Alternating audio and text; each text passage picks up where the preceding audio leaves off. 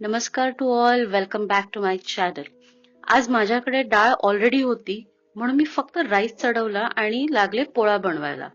पोळा बनवायसाठी आज मी 2 सिमला मिरची घेतलेल्या आहेत, एक साल काढलेला बटाटा आणि 2 कमी तिखट मिरच्या आणि कोथिंबीर. पहिली मिरची बारीक चिरून घेतली.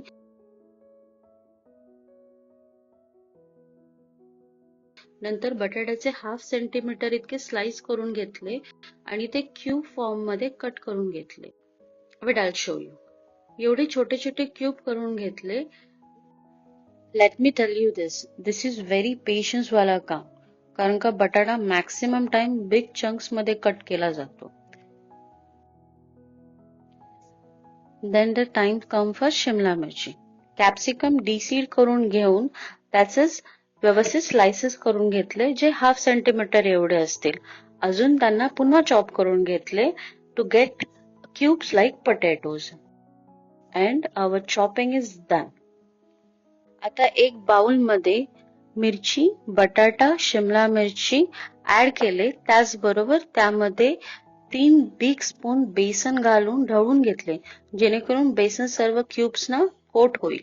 चॉप्ड व्हेजीज मध्ये आता 3/4 चमचा मीठ, 1 चमचा मसाला आणि 1/4 चमचा हळद ऍड केली आणि पुन्हा ढवळून घेतले. मी कोथिंबीर चॉप करायला विसरलेले होते. फायनली ती पण चॉप करून घेतली आणि बाउल मध्ये ऍड केली. पुन्हा ढवळले आणि आता सर्व सामग्रीला मिठामुळे पाणी सुटले आणि हे बाउल आता कव्हर करून 15 ते 20 मिनिटांसाठी ठेवून द्यायचं बाजूला. 15-20 मिनिटं झाल्यानंतर बॅटर काहीसं असं दिसतंय. रिक्वायर्ड कन्सिस्टन्सीसाठी मी थोडं थोडं पाणी ऍड केलं आणि एक साइडला तवा गरम करत ठेवला होता.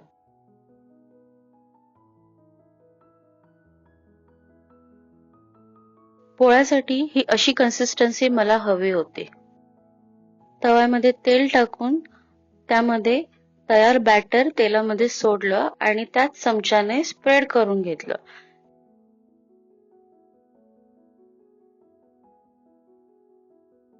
एका साइडला व्यवस्थित फ्राय झाल्यानंतर पोळा फ्लिप केला.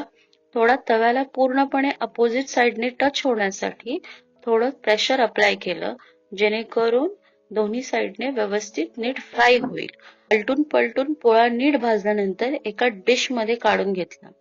And this is how my poha looks like. It was tasting nice and looking sumptuous as well. So this is my lunch today.